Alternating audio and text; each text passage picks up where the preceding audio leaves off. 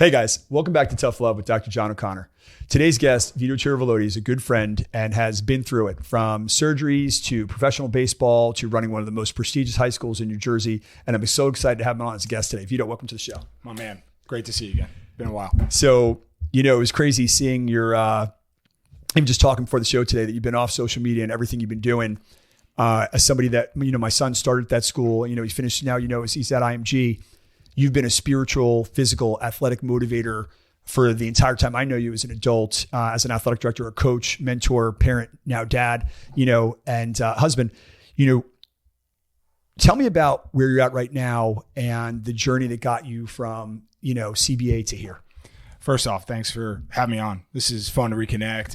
And as soon as I got back on Instagram and we connected again, it was like old times. I mean, for everybody who doesn't know, 2020 hit, we were working together day to day at that point and having a lot of fun trying to build something that we were both really passionate about. And obviously COVID changed the whole world. And with that came a ton of changes for you, who's now, where you're at in your life, and also for me. So I went from education to the world of healthcare, pivoted pretty big time in 2020, had an opportunity to come with Stryker, and now I sell. I'm in the OR every day. The only time I'd ever stepped foot in an operating room was for my own surgeries. And I'll never forget those days in August of 2020, walking into OR for the first time. And my boss gave me the best advice ever. He's like, just don't touch anything blue. And I made sure I kept that promise not to contaminate anything. But yeah, it's been a great journey for me, but it was just time. I was stuck in one place and I wanted to continue to grow. Awesome. One of the big things during that pre-COVID time, being a couple years older than you, I was always sitting on you about that pivot. And I know that you guys are homegrown, Jersey-based family. And I think there was a job op out in California. It was a big job. And I remember that was one of the things that I've always told people about you, that he is a grounded guy. He's an old soul. And I knew you were like, yeah, I can never go. My wife loves being home with her family. They're so close. I mean, it's like Sunday, Sunday sauce or whatever the case may be, but there was just no going. What was the point? Because you were loved there. You could have been one of those guys that hung a banner at CBA for 30, 40 years down the road. What was like, hey, it's time? What was that moment? It's a great question. I mean, for me, the second that I had my daughter, my perspective changed. I'd always wanted to continue to advance. I'd always wanted to continue to make an impact to wherever I was. I found myself in the world of education, and that was not by design.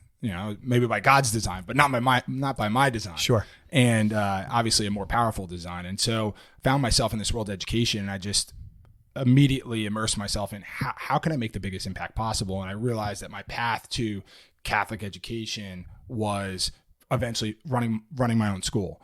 And so, and just trying to make sure that we continue to get Catholic education to as many people as we could. And it's really tough. Catholic schools are closing. They're not opening, as you can see. So, and so at that moment I had my daughter, she was, a couple months old, and I realized, well, where am I going to go? I'm at a place that I love very much, and I need to make sure that I'm continuing to advance, but where am I going to go? And there were very limited options in Jersey. So you mentioned California, there was a job, there were opportunities out in Colorado and Miami, but our family's here.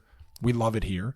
And so I just stayed put, tried to do the best I could do at the academy every single day for those kids. And then this opportunity came around. And as soon as it did, I thought to myself, something I told my kids all the time that I coached. I said, don't be afraid to grow. Don't be afraid to challenge yourself. Don't be afraid to step out of your shell. And when I did that and made the move, one of my kids came up to me, one of my swimmers, and he said something really important to me. He said, Coach, we're really proud of you because you are doing exactly what you tell us to do all the time, which is challenge yourself, continue to grow. So that's for me, that was the moment. But without COVID, wouldn't happen. COVID gave me the opportunity to think, to pray, to reflect. And move. And that's it. And take action. How to take action. The funny thing about it is you've been radio silent on social media for a long time. And, I'm one of those people that like, I pick up a conversation 3 years later. So you were like the Daily Stoic, the this and that, and all the different things you'd forward. And I chuckled because you were beyond just looking at them. You had that passion, understand, and really mean what it meant, like reading scripture, right?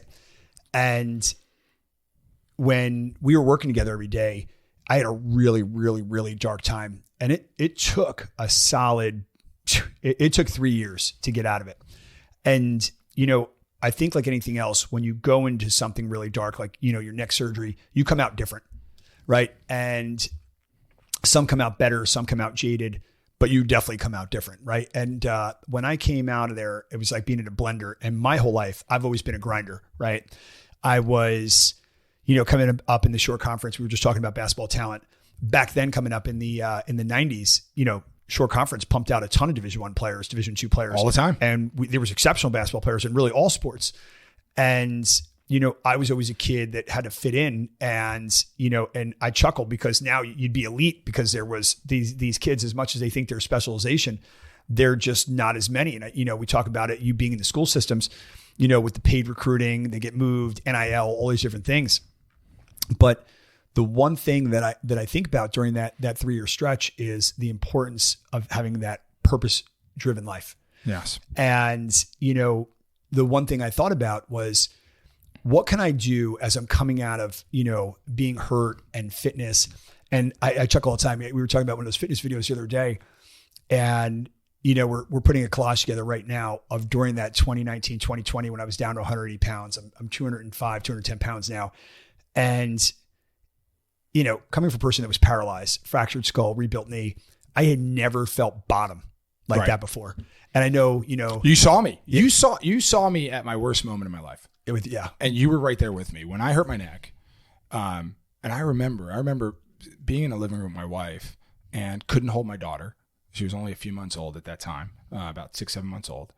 Couldn't hold her, was laying on the couch. She's crying. My wife's making dinner, and just like, I can't help at all. I can't do anything. All I can do is be in this immense pain. And I remember looking at her, and I remember being like, I understand now the level of pain that people can be in. I never ever contemplated, being depressed. I never said to myself, oh, I'm depressed. I never thought about, opioids or anything like that. I was like, I understand now how people can get into a really dark place. Yeah. I was in such incredible pain. And you were there. Number one, you were there for me immediately. The first person I called was you. I was in such, incredible pain. It was amazing. We made a dent in it. We were like, oh, maybe it's going to go away. Somehow you gave me a little bit relief. And you nosedived. We need to get surgery. Yeah. And, you combine that with losing my dad early, and it's like, you get one at bat. Like, this is it. You get one at bat. And so you talk about purpose-driven life. I mean, I was always on social media just trying to spread positivity, and I cannot stand social media, right? So I took a break from it for 4 years, got off of it. And that wasn't planned. That was just like, hey, I'm just kind of taking a break. I want to focus on my family and my new career. And then I realized, like, what kind of hypocrite am I? Like, I should be a part of solution. I shouldn't be dark, right? I should be a part of solution. So when I got back on, it was like purpose-driven life. It's like, let's impact as many people as we can, period. So got it. So I'll tell you this. The funny thing about it is, when I hear that, I love it, because so many times people say, I read a great post today. I think Lewis House or somebody put it up, and it was the truth. It's like, age is irrelevant. If you want to start over, whether it's 30, 40, 50, 60, 70, it's about having that understanding to just move, just do it, and don't stop till you get there. And, one of the journeys, I tell my son this every day. I say, he's like, Dad, I don't know what level baseball I'm going to play. I say, Johnny, it's not about that. Like, if you go down there and you grind, and I've worked with, as both of us have worked with thousands of kids, swimmers, I'd always celebrate how excited you were to celebrate those kids in the pool. The best. And one of the things that I would say to him is, I said, probably the best story that I ever heard was one of my kids was an elite prep school. And these kids, and not only elite, prestigious. Kids were getting dropped off in helicopters, Maybachs, Bentleys, this, that. And this kid was a pretty wealthy kid for here. He's like, Doc, whole nother level. They're getting a helicopter come to bring them to wherever the jet was to go home. Whole nother level. But this one kid was so special. I remember the story. And he was telling me, he goes, all these kids were athletes, and this kid was like the Rudy of them, that right. He wasn't athletic. He wanted to be around. And he ultimately became this massive sports agent. But the funny thing about it was, he played everything and didn't care about being good, but he gave 1,000%, and they all loved him. And they're like, yo, he sucks. And the funny thing about it was, but you know what? All the other ones who say that were really talented kind of got it. Dude, he loves it. Who cares? I'm good. And most times I'm just out here because I have this ability and I don't even care. You know, no, I mean, at the end of the day, you know, talent is talent. Talent is talent. I tell people all the time, but if you give effort, you are going to always capitalize on it. Maybe not in that moment, maybe not even in that activity. I mean, how many athletes are out there that have incredible talent, but never really see or realize their potential? 100%. And so more times than not, dude, more times than not. And that's probably the most difficult thing. Going back to my days as AD, a lot of the conversations that I had with families, they were disappointing at times because we've diminished the experience of the high school athlete. We've completely diminished it, right? Like, no longer is being all shore, which first team all shore in a sport like baseball, and any of the sports, but huge baseball. celebration. I mean, that used to be a huge deal. And now it's like, but he's not getting any looks at D1 or he's not getting scholarships, right? So you're now upset because he's not one of the top 3% of the kids in the country, right? But like, we've diminished his career. Be present. Be here. Be present. Enjoy. Yeah, because it's going to pay off. Right here. Stay right here. Yeah. And I would tell families, it's going to pay off. It might not pay off in sports, but it shouldn't. That's not the point, right? It shouldn't. You know what's funny? I sat in on an NIL event, which I'm actually going to invite you to meet this guy on Thursday if you can get out. And they had a fantastic, fantastic point. They started talking about all the stats of pro athletes to get there. And it was so minuscule and so like, holy crap, no one's getting there. You're not going, right?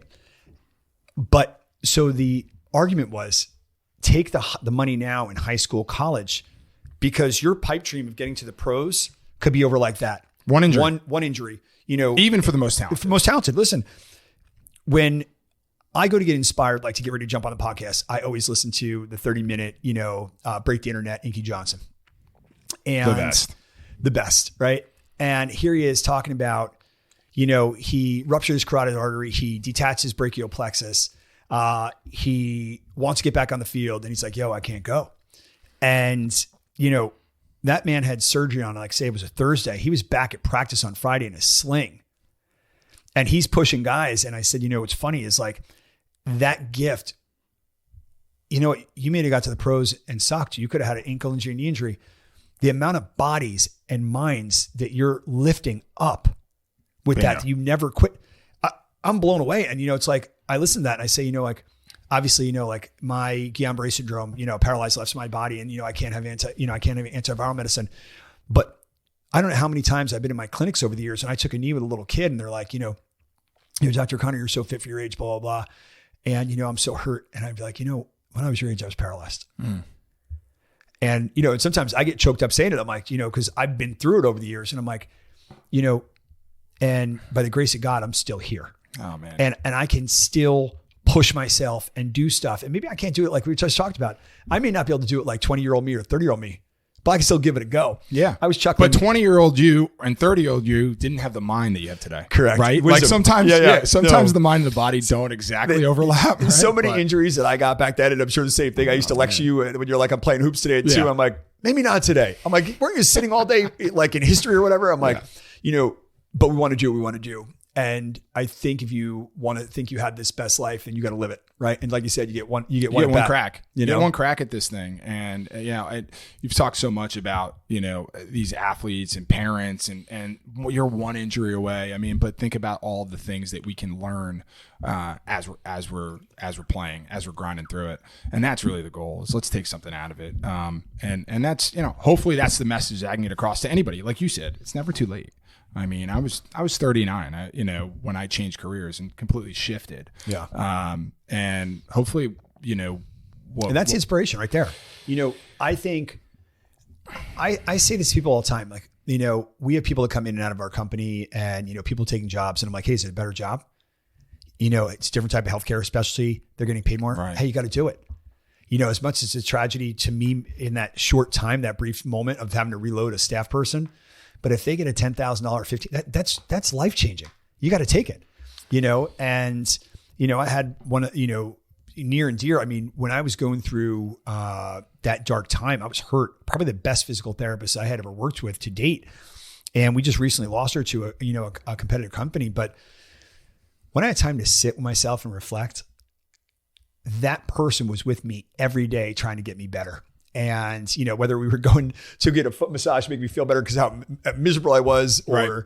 you know, her working on me in between patients, or when we first started doing COVID, you know, we would joke because I think people were so excited to be able to come to us and have socialization, Right. Because it was like the world was on lockdown, that we would see 50 or 60 people, you know, and we were only open Monday, Wednesday, Friday, a very limited time. And the scrubbing and the mopping and the cleaning, and it was just her and I blown through latex gloves and masks, and, you know, and maybe one other or two other people, and maybe one front desk person. And, you know, I had to say, I was like, you know, we lost her. And I was like, you know, damn, that hurt. And, you know, but when I had that time, I said, you know what, you're not going to have everybody forever. The time you have, you got to appreciate that and reflect on it. And, you know, if she's, you know, listen to this, I'd say, you know, what a great time. It made me reinvest back into the practice. It made me also think about pivoting, because I said, you know what we started with our new modalities, you're asking that new career we went into, Yep. and we work with a ton of science now, because what I realized, if I ever want to have a practice that companies come in and want to buy, if I'm 60, they're not buying you, they're retiring you. Right. But if you have a system that's getting results, just, I mean, it's scary that everything's going to artificial intelligence, AI or technology. But the reality is, if you're getting results and it's reproducible, and it's a system from the intake of the phone call all the way through, Yep. patients are like this. Wow. And that testimonial goes up, and, you know, Matt and my guys here, they film them all and they see it. Sometimes we cry watching the testimonials. Like, I laugh. I'm like, I didn't know I cried so much after COVID. I'm now like a walking Hallmark card. Yeah. And I'll tell you, I'm like, that really happens. We really were part of that. And I tell people all the time, I'm like, I think early on in your career, you always want to say, hey, Vito did that, or, you know, Coach V did that. 100%. And now I'm like, guys, don't even put my name on there. Celebrate that technology, celebrate that win, and celebrate the person that had that experience. It's unbelievable. You're what you're talking about, because just to see the mindset, the shift, the change, and how it progresses through your life. You're so right. When you're younger, I just posted about this the other day, the stupid mistakes I made when I was a kid. And when I say a kid, I don't mean like 10. I mean like 30. You know, like Yeah. stupid mistakes that you make and you continue to make. And, you know, the one thing that I've learned in a very short time of being back is I've always worked on myself, right? But when you make it public, it changes the game. Yeah. It changes the game. And so for me, it's like a performance journey. Like, I've always been obsessed with performance. That's why I think you and I got along so well, right? Yes. It's like obsessed with performance. But that performance journey that you're on, it changes. And, you know, you're going through it, whether it's at home, in your job, in your relationships, whatever it might be. But in your own personal journey to, like, just find your purpose here. You know? And so as I've been on that journey, it's amazing how I look back and I say, and I'm going to continue to make these mistakes. And you talk about pivoting, and at 39, but how old were you when you came out of COVID and you were thinking, I don't want to ask your age. I mean, if you're not telling 49. people your age, don't worry about it. Yeah, that's it. But like, who's to say that I won't pivot again, or, you know, I won't feel stuck again in my life? The beauty is that I have the confidence now that I got through it. And I think that, you know, people just you say you have to move. I say you have to take action. Same thing. You have to take that first step, right? I think so many times, you know, I listen to myself sometimes and I start laughing when I'm listening to podcasts, how it went and the flow and how it's improving and the progression. And one of the biggest things is, I actually was listening to Ed Milet today, and he was talking about separation season. And he goes, can you believe, and he's a stat guy, right? And I was chuckling because the post he put today was like from 2019 or during COVID, because he was talking about outdoor gyms and stuff, but he recirculated today, you know, just the other day. But the funny thing about it is, so many people listen, but don't act. Or read, right? They read. Like, how many books can we read? You know, right? And when I started this journey, it was probably like 2015, 16. And now here we are, you know, sprinting into 2024 of the Jocko Willings. You know, I loved the military stuff to start, yeah, and then kind of progress into business. And now I'm really loving hearing how to talk to people. Like, in other words, so many times people are so transparent, you know, and they say right away, I need you for this, versus say, how you doing, man? Yeah. What's going on? And I'm loving, actually, Sean was telling me the other day, I was actually probably a couple months ago now, this guy, Guy Hermosi, or, you know, and impressive. Right. And the neat thing about it is here's a guy that started in the gym business, college educated, the whole deal, but took something as simple as physical fitness and created a bazillion-dollar enterprise on how to fill gyms. But then when he realized it's like widgets, talking about economics being in high school, it's transferable. And then I started staring at our model. And I said, you know what, guys, our core 4 can be applied to anything. Because the first thing starts with, and God knows you've talked about this as an educator, is I see these kids snapping and you're sitting right across and they're snapping versus saying, V, what's up? What's going on? Talk to me. Right. And, we're communicating, and it starts from a stranger. You make them feel welcome. You make them feel that there's compassion and caring. Then from there, somebody's following up and driving that point home. They're asking more questions about those concern points, those pain points. By the time they get to the doctor on the third step, we know so much about them when they exact that model that the patient's kind of taken back by it. They're like, so much already. And I'm like, if you've gotten to us at this point, we realize you have some type of multi-regional pain, you have this going on, but you could apply that to anything. I don't care if you're trying to grow your law practice or accounting, this and that, and you have this certain specialty you want to do, boutique, whatever you want to call it. Now, you know what they want. You know what they need. You know what their pain points are, their enjoyment points, and you can provide that if that's what in fact you do. Right. And, getting to the other side of it now, when we hit our first national coaching platform a few weeks ago, when I was up there, I haven't coached, like you said, I've been on social media in 3 years. COVID hit and I had taken a couple injuries, and I was right when I think I fractured one of my vertebrae. And I was taking time off. It was going to heal. It wasn't anything. It was just it would have been back pain for about 6 months, and to the day it went away. But I had to lay off the basketball court. And as you know, as a professional basketball trainer, I loved that. That was my, I read that one book. It was like Peter Pan syndrome, where I loved being out there. I wasn't a coach. I was a trainer. And I loved getting dressed every day. And they're like, how old is that guy? Right. And at that time, I was actually 44, 45 years old, and I was grinding. Like I was out there going, not missing a rep. I mean, I knew my limits. I wouldn't jump in there, but if I got in, I was as good as I needed to be. I remember. I remember you telling me about it. And I have to tell you, like, when I gave that up, and it's funny you talk about, like, I'm in a couple books right now, I didn't get to say goodbye to that. Injuries, How COVID. important is that? And I try to tell people, I'm like, hey, I have a story of one kid that, and I'm actually having my podcast section in the next couple of weeks, that was probably one of the most sad moments I've had in sports. And God knows you were along there in Scholastic at a prestigious school in New Jersey. I was running training, ironically, in a Catholic church gym on a Sunday morning. And the dads were all holding court on stage, eating their bagels, drinking coffee. And this kid dropped on another kid's feet.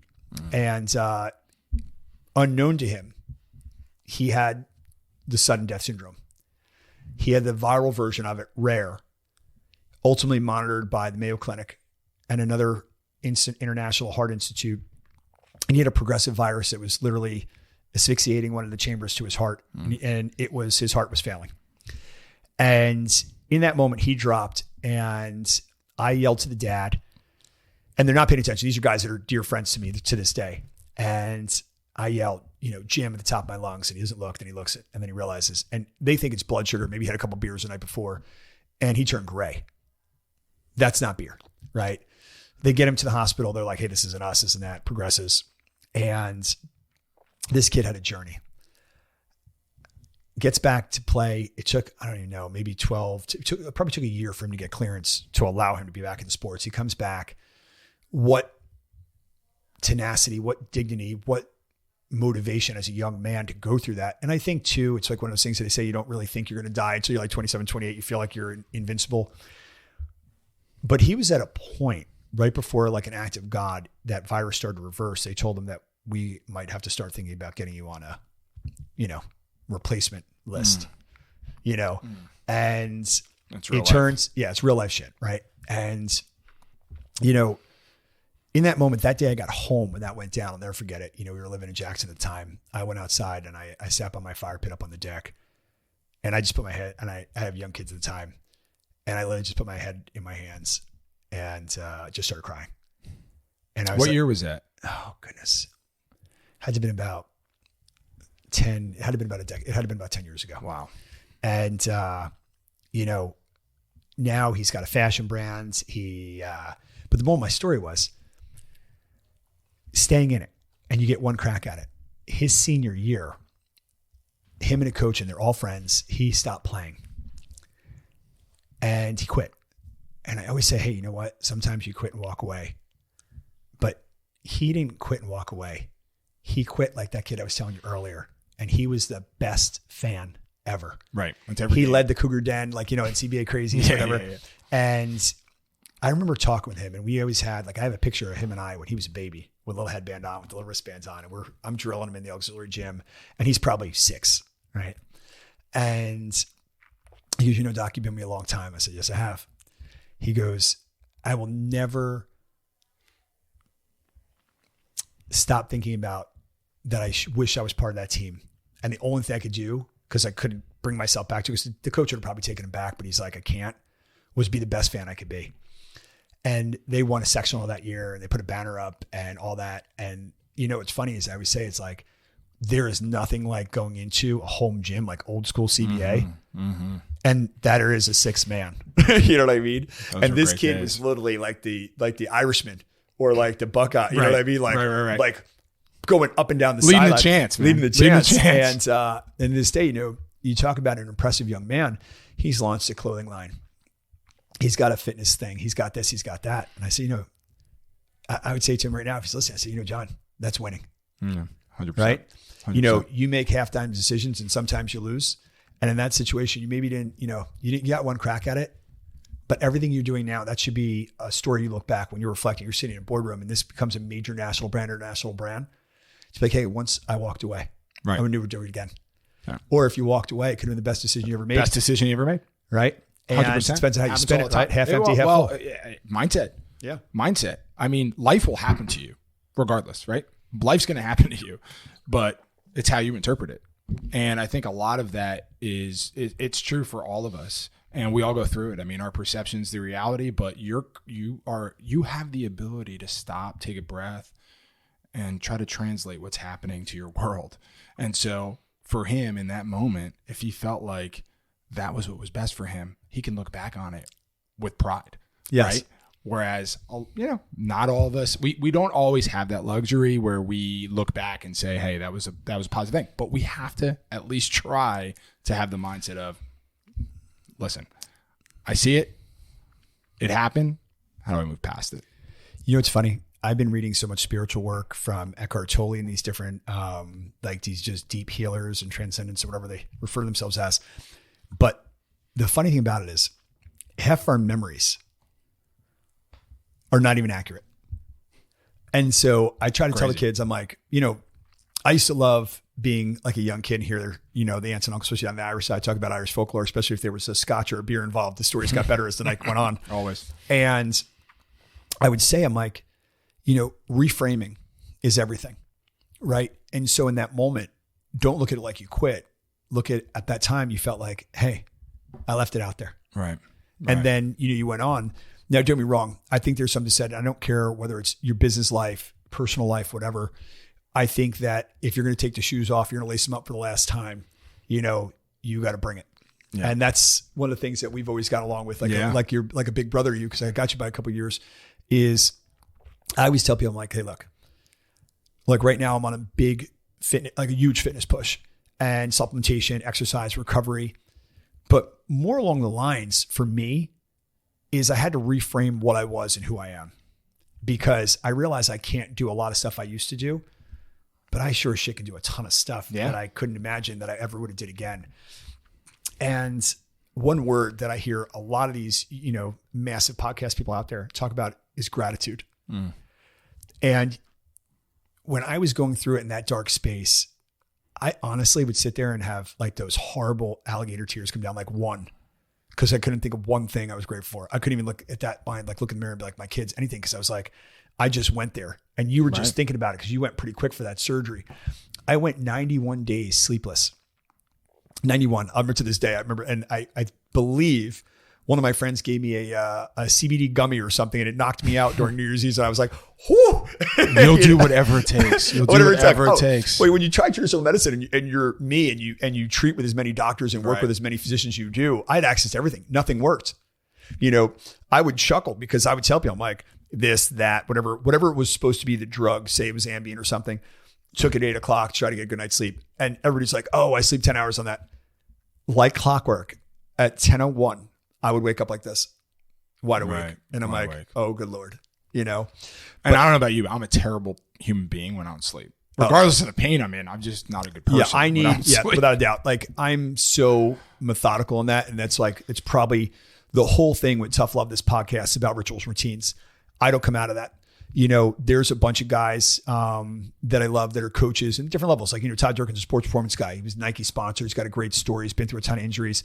He's, I think he calls it like a 3-2-1 or 1-2-3, like basically like 7, 8, 9, 10 or 8, 9, 10. He starts preparing for end of day mindset. So he doesn't go right to 10 o'clock and just drop and take whatever negativity, whatever he's taken, to bed. And I think the way I see that, I was always telling people, I'm like, look, you can't be so obsessive compulsive. It's not going to be realistic. You do that all the time. Right. But if you could give yourself the grace of trying that 4 or 5 days a week, especially in your work week, you're going to be better for the people around you. You're going to be better for yourself. You're going to be better for your patients, your coworkers, your kids, whatever. And that was probably the biggest thing that I came out of that started this podcast was you need to make time for you.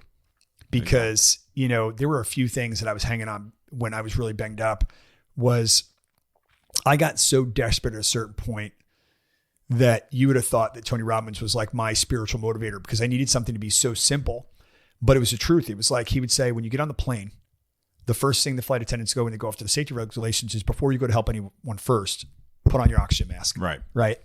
And it's the truth, because then it's sitting there listening. The people that I would listen to, it's hysterical. It's like going from, you know, rap music, Eric Thomas, to country music, Tony Robbins. I was laughing. I go, and then you hear Eric Thomas and you appreciate saying, you don't realize how important it is. You want it as bad as you want to breathe. But if you can't breathe, you're not going to do too much. Absolutely. Right? And, you know, for where I'm at now, coming onto the other side of it, it's like, I love having the opportunity to go into people when I'm talking to them, like, hey, it's all about hope. And if anybody, you know, if I experience what I went through, you know, I think that becomes a message. And I don't care whether it's AA or anything, that's the dark spot. And when you can show that vulnerability, that you were there. And I can't wait. Like I said, we're going to go through my phone and pull out a ton of old pictures during that time, because, and it was right after we were together during COVID. I would have 20 layers on, like a homeless person, because I was trying to look heavier, because I was so, you know, wasting away. I wasn't eating, I wasn't sleeping, and I was just grinding. I literally felt like a POW in my own head and on my own body. Right. And I have to tell you, it's like, and we talked about it, like, you know, I remember when you first had the surgery, you couldn't swallow, couldn't eat, you were miserable. It's brutal. You know, and I always say, I'm like, you know what? Frame that. So when little things happen that aren't that bad, remember what bad was. 100%. I will never forget. I told people I wouldn't wish this pain on anybody. And I lost movement in my right arm for a period of time because, you know, the rupture was so bad in my spine. You know, I was laying on the nerve. I mean, that I would wish on nobody. And it gives you the ability to look back and be grateful. You mentioned a couple things. Number one, I think the biggest takeaway from all of that, for me, something that's been really big, is that we get overwhelmed. We get so overwhelmed because there's so many people that are on this like performance journey that want to get better, but they can do it for 3 days. They can do it for 3 weeks if they're lucky. And then it fades. And it's because we want to set big goals, but we can't. We're still human beings. Yeah. And in fact, sometimes you only got to do one thing. If you do one thing consistently, it can lead to greatness. And so, you know, I just posted about something about journaling, because it's something that, talk about taking care of yourself. It's religious for me. I know I'm going to grow and be a better person when I can put my thoughts on paper, period. Not on my phone. It's got to be on paper with a pen and get it out. But so many people don't even start it because they're overwhelmed by a blank page. Yes. Like, there's nothing more intimidating than like a blank page. So it's like, hey, it doesn't have to be rocket science. It's your personal journey. Write down one thing a day you're grateful for. Like, literally just open it up, grateful for. And then eventually that page starts to fill up and it gets much easier to start writing. So, you know, take one step. And when you do that one step, you can build upon it. But we get so overwhelmed at times, and then we get stuck. I think that's when we really get stuck. You know what I love? It's funny. You were doing the journaling thing for a long time. You were preaching that to the kids, and it's something you were doing when you were, you know, teaching, ADing. You had many hats you wore at CBA, and I laughed. I started the journaling process when I hit rock bottom. And I did like a 30-day reset. And it's funny when you don't realize, what you've done and you appreciate the amount of people you've helped or treated, whatnot, until I started reaching out and basically sending my resume to doctors, say, hey, you know what? I need help. And, these doctors were from all over the world. And, this one, Dr. Howard, was actually remarkably kind. He reached out, and I tell you, this guy is world-renowned, works at a prestigious academic university and kind of in the mind-body space. And once I had the neurosurgeon say, hey, you don't need surgery, but, this is going to be a grind. You got to avoid certain triggers, but, you're going to be 50. Like, you don't need to go out there and run, 50 suicides and then expect not to have some aches and pains. But when I started journaling, it was such a challenge for me not to go back to the same dark thoughts over and over again, that I had to go like with the KISS principle, where I'm like, all right, I would sit there, put the Tony Robbins piece on, listen to it, get uplifted, think about that, do 10 minutes of something like where I was like, okay, here we go. Right. Then when it would project to paper or project to my iPad, which would go into a key lock, because a little bit different, the mind body space, they like you to dump it after. Right. So whether it's this huge thing you're grateful for or a dark thought or anything, disperse it. Get it out and then get rid of it, dump it and get it out of you. And when I started doing that, I realized now 3-4 years later, when I do my notes, I start my top with like, whether it's Monday Magic, right? And every day it's got a plan. I write a forward in that every time. Right. And that's my journal for the day. Perfect. And, and whether I look for a quote on something spiritual, perfect, something with a bird of prey, this or that. And I love it because obviously out in nature, I hunt all the time. I always like to see different things, whether it's, a wolf, I haven't seen them yet in the wild, but like whether it's an elk or a deer or something. And when I'm noting that, it puts me in a good headset. And I tell my team, and it's amazing. I don't care whether you're talking about Sean Casey and, baseball or whatever. When your headset is right, you execute at a ridiculously high level. It's insane. And when you set that tone, and I try to, like I said, every day I'm 4:00, by 4:30 I'm posting, 4:45, or I try to stay off. I try to give myself a solid half hour to 45 minutes before I get into it. But I will say when I do that, it is amazing that I can tell these guys to the minute, we're going to have an amazing day. And you brought it up earlier, if my sleep is off and I can't motivate to grind past the fatigue, and then all of a sudden I rush those little steps. Right. Now all of a sudden it becomes a negative disruption. I love being a disruptor. I love being a person that's going to disrupt what is seen as normal. But when you do that with your rituals, routines, and I don't care, it's how you warm up. I mean, you were a professional baseball player. 100%. If I change your warm up because you're at a away game on purpose, I'm probably going to affect your outcome. Right. And many guys get, they get obsessed with their rituals and their routines, but that also leads to performance. We know it. If you look at sports psychology, a lot of things that sports psychologists are doing are trying to help set up positive rituals and routines for athletes. 100%. Take out the thinking. One of the things that I remember, Barack Obama was talking about limiting decisions. I mean, we're talking about the president of the United States. He has to make 1 billion decisions. And he's like, I have one color suit. That's it. Like, I cannot waste any mental energy on I'm going to stress out what I'm going to wear blue, today. Yeah. Wearing black. Let's keep it simple. Yeah. And whatever you think about him politically, that is such an important takeaway for all of us, which is, what are some of the decisions that we're wasting our mental energy on that are disrupting in a bad way our day? And how can we repurpose that energy?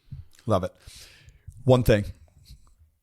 So you went back on social media and I saw it. I saw the V, got excited. Right? Oh, baby. And what's the plan? On the fact I'm going to make you a regular on our podcast. Yeah, what's the plan? What's the plan for me personally? Spiritual? Yeah. Is that your own personal journey? Is it something you'd like to do to give back? Or no. I mean, going back to purpose, I think this all started. We were watching, me and my wife. We just had our third child 2 months ago. Thank you. And we were like, she was a week late, and my wife is an incredible pregnant woman. Like, she's an incredible woman all the time, but when she's pregnant, like, other women hate her. That's how beautiful she looks, amazing she's doing, right? So she's just that kind of, she just does energy. it. And she, you know, and she loves being pregnant, but she was a week late. And so that changes the game. So I remember us sitting there waiting, just waiting, right? And we were watching the documentary on the Kelsey brothers. I can't remember the name of it, but it was awesome. It was mostly about Jason Kelsey from the Eagles, the center from the Eagles. Who saved his brother's career. Yeah. Crazy, right? And that's a great story. But he was struggling at the end of that episode. He was sitting there, and you talked about making peace or having a chance to say goodbye earlier to your training into basketball. You know, he was struggling with the decision to retire or not retire. 100%, yeah. And he was in serious anguish. And my wife looked at me and she goes, "You can help this guy." And I was like, she believes in me. And she's like, you know, you want to coach, you love coaching, you love making impact on other people. Like, this is a guy who could like give you a call and you can get him through it because you've been through it athletically and you've been through it in your career, in your business career. And I'm like, you know what? There are a lot of people out there that may not know where to go. And if you help one other person, it's worth it. And so that's why I'm back on. I just want to make as big an impact as possible. I've thought a lot about like my purpose here. And my purpose is if I can help one person, then I've done my job. Beyond my family. I mean, my family is my biggest priority, but then what other impact can I make? So I'm back on social media and I'm coaching. I'm doing one-on-one coaching. So it's been a great journey. It's been great to accept that, like people coming back online and saying, "Hey, we've missed you." I'm not looking for 1 million followers at all. That's not my purpose. My purpose is to just have my community on there, be the best I can every day for them, and hopefully change some lives. And so, you know, don't want followers. I want people who are leaders in their families, people who are leaders in their community, and people who realize, like you and I have, you're not going to do it alone. Like you need a coach. You need somebody, a mentor, somebody that you can call in those times. You know, it's funny you say that. I tell people all the time, and I've definitely had some pivotal points in my life, and you have to have people you can lean into. Because much like yourself, when you're the guy that's up front all the time, who do you lean? When you fall forward. Yeah. Right. And if you don't put your hand out and ask for help, it's a lonely place. Right. And I remember when he, I think they just won the Super Bowl. Right? Yeah. Or they either won or they lost. They lost to his brother, right? Yeah. Whereas he lost to his brother and he's like, "Hey, I'm coming back." And, you know, I think I've seen both sides. I've seen people walk away and make, you know, some of the best decisions in their life. I've seen people stay and make some of their worst. I think the biggest thing that you realize is you have to make your own way. Right. And whatever that decision is, you got to be whole with it. So, but brother, listen, today was absolutely fire. It was awesome. I have to tell you that we talked about doing a podcast together. Oh, years ago. Right before COVID. And here we are. And I have to tell you, I don't know what episode this is, but the significance today meant a lot for me. To be back to health, both of us back to health. Yes. 3 babies in. I have a son at IMG. You know, hopefully he's back there thriving soon. And my daughter's doing well. You know, we have a ridiculously thankful lives, and we should be grateful for every moment. 100%, man. I appreciate you having me on. It's been great reconnecting, man. Well, listen, guys, we're going to share Vito's contact information and put it on the platform so you guys can get a follow him, see what he has out there. He really resonates in a spiritual way. He's sharp. His athletic stories and his interaction with people is just really special and unique and worth a read. Anyway, thank you so much. Thanks for joining us today on Tough Love. We'll see you guys again soon. Thanks, brother. Thank you, man.